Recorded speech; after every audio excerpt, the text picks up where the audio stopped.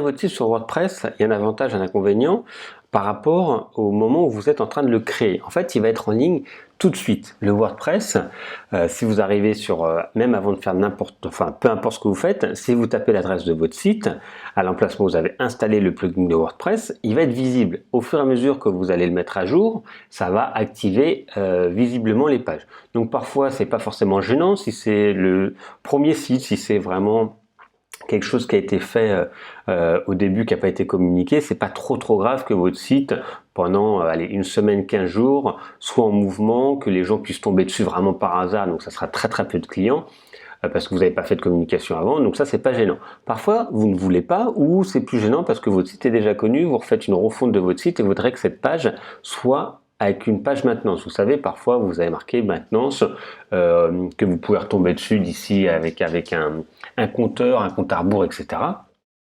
Donc ça, en fait, il va falloir installer une extension. Donc on va aller cliquer dans le tableau de bord pour retrouver dans la partie à gauche extension, et on va aller ajouter une extension pour mettre une page de maintenance. Donc ce n'est pas obligé, là je vous le fais en plus si vous voulez voir la page de maintenance. Vous tapez tout simplement maintenance. Et vous allez avoir tout simplement différentes possibilités, différents plugins pour faire des pages maintenant. Vous voyez, il y en a beaucoup.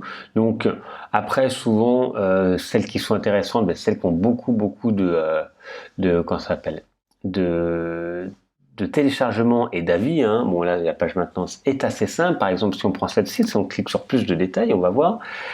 On peut voir les captures d'écran, donc c'est pour voir un peu ce que ça donne. Et vous voyez, tout simplement, c'est une page très simple pour avoir le mode maintenance. Vous voyez, ici, si elle n'est pas, on va pouvoir mettre Coming Soon, qui va être soit pas disponible, soit arrivé en mode bientôt ou en mode maintenance, et vous pouvez donc changer comme ça des éléments.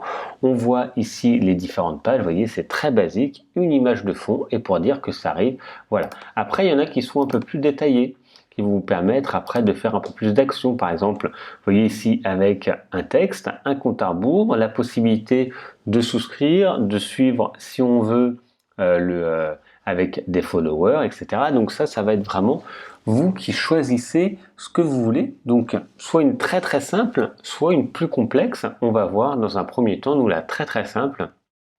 Mais sachez que ça existe, celle-ci, qui n'est pas très compliquée à faire. Donc je vais cliquer sur la première, sur installer. Et il va falloir toujours, quand vous installez, elle est installée mais elle n'est pas forcément activée. Donc on va pouvoir activer par la suite celui-ci, cet élément. Donc ça va arriver dans la colonne de gauche, on va voir apparaître automatiquement, voyez, ici, le réglage, le thème, les images d'utilisation gratuites, les abonnements, etc. Et donc on va pouvoir comme ça rajouter une page ici de maintenance. Donc on va voir plus en détail ce plugin, donc téléchargez-le.